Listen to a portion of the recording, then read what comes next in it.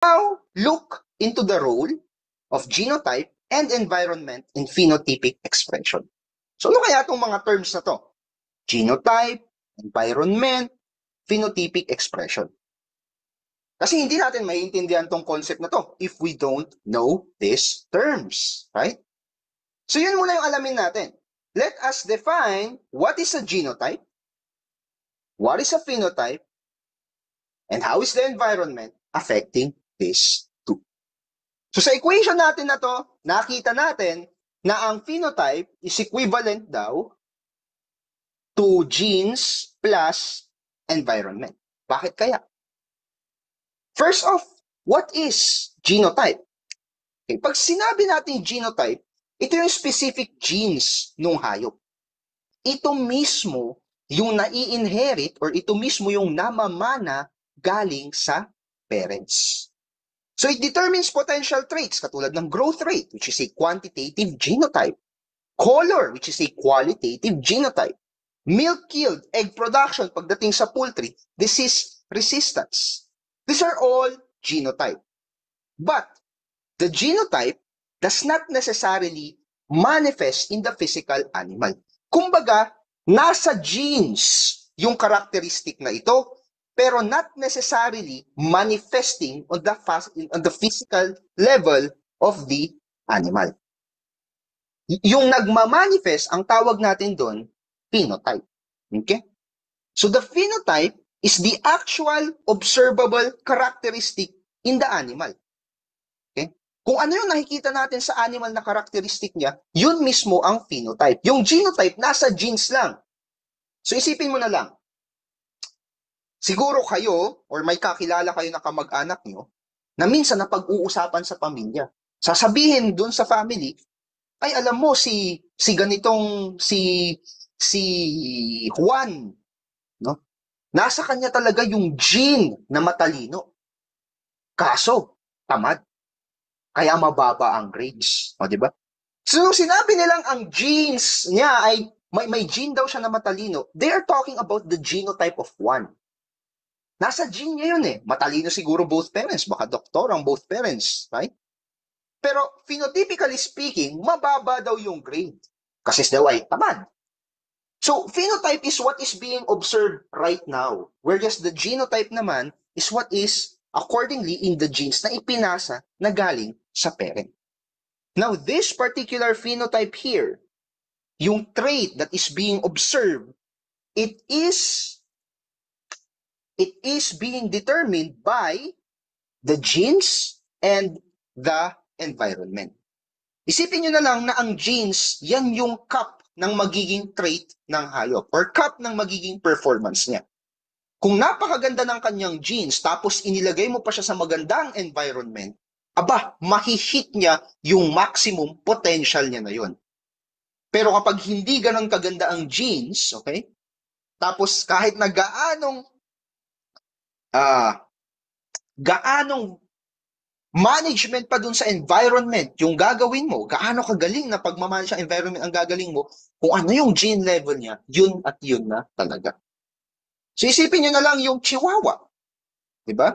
Yung chihuahua, maliliit yung genes ng mga aso na yan. Kahit papakainin mo sila ng sandamakmak or whatever it is na gawin mo sa environment mo, may limit lang yung height na kanilang ma-achieve. Ganun din naman kung i-compare natin sa German Shepherd. Ang German Shepherd, malalaking aso yan. So kapag ginutom mo sila, ang possibility ay maliliit ang magiging height ng mga German Shepherd. But if you provide them with the right nutrients, then they will grow up to their maximum potential. So that is how you conceptualize phenotype and genotype as affected by environment. But mind you guys, hindi lahat ng genes, okay? Hindi lahat ng traits ay pantay-pantay ang influence ng gene at environment. Mayroon tayong mga traits that are highly heritable. Ibig sabihin, mataas ang genetic influence. Whereas may mga genes naman tayo that is strongly influenced, may mga phenotype naman tayo that is strongly influenced by the environment. In relation to animal science, ano-ano kaya yung mga traits that has more genetic influence? So yung mga qualitative traits, yung madalas. For example, coat color, whether magiging black or reddish yung cattle mo, that is highly heritable. Okay? Ibig sabihin, mataas ang genetic influence. You cannot really control the environment in order to produce a particular color of a cattle.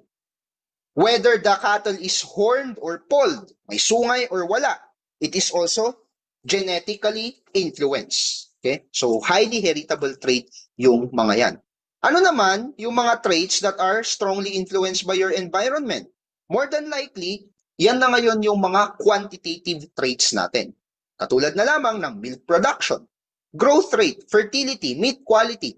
All of these things, marami kasi yung nakaka-apekto dyan. And madalas, you can control your environment in order to bring better yield of that specific trait. You can control your environment para magkaroon ng better milk yield yung ating hayop, better growth rate, better fertility, etc. There are two types of gene-environment interaction. We have norm reaction and we have the GE interaction. Ano kaya ang pinagkaiba ng norm of reaction and GE interaction? So basically, when we say norm of reaction, we are talking about here or describing here how same genotype, so parehas na genotype, okay, but they produce different phenotypes under different environments. So ibig sabihin, it's not fixed. So for example, mayroon kang breed ng goat. Itong breed of goat mo na to, mataas ang milk potential niya. Pero yung isang goat, pinalaki siya sa isang nutrient-rich pasture. Ibig sabihin, napapakain siya ng tama. Whereas yung isang goat naman, same genes, pinalaki siya sa poor quality forage. Yun yung tinatawag nating norm of reaction. Yung goat na mataas ang milk capacity, ang milk potential, tapos pinalaki pa sa maayos na environment, mahihit niya yung kanyang milk potential. Whereas yung goat naman na hindi ganon, whereas yung high milking goat trend naman na same in terms of genes, na pinalaki doon sa environment na siya ay nagugutom, hindi niya mahihit yung potential level ng kanyang milk capacity. So yun yung pinagkaiba. Yan yung ibig sabihin ng norm of reaction. Di ko alam kung nakakapanood na kayo, pero sa mga movies, di ba, may mga movies na ganito yung takbo ng kwento. Magkakambal sila, right? Nung sila ay bata, tapos sila ay nagkahiwalay, yung isa ay pinalaking mayaman, yung isa ay pinalaking mahirap.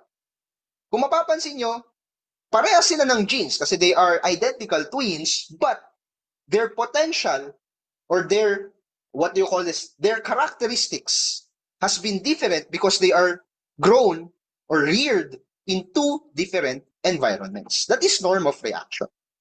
Another one would be what we call as GE interaction. And yung GE interaction naman, this is now where different genotypes respond differently to environmental changes. So iba-ibang genotype na, hindi na same genotypes, but different genotypes will respond differently kapag nilagay mo sila sa iba't ibang environment. For example, in cattle, some breeds will perform better in hot climates, whereas other breeds will perform better in cold, temperate climates. Katulad ng Brahman cattle. Okay? Ang Brahman cattle, heat tolerant ang gene yan. So therefore, suitable siya in tropical climates. For Holstein cattle naman, yung mga Holstein Friesian natin, they struggle in hot environments. But kapag nilagay mo sila sa cold environment, in temperate climates, they will grow well. So these are the two types of gene-environment interactions. Isipin nyo na lang, norm of reaction, same genotype, that's the keyword, same genotype, but they will perform differently to different environment. GE interaction, different genotypes, and they will perform differently in different environments. Okay. Our next topic on genes, on the basic concepts of genes, would be gene action. Magtitake ka ba ng licensure exam for agriculturists this year? If yes, I believe my course is for you. Enroll now at Learning Agri with a modular course by clicking the link below. Ano pang hinihintay mo? Mag-enroll ka na. Samahan kita mag-review. Bye!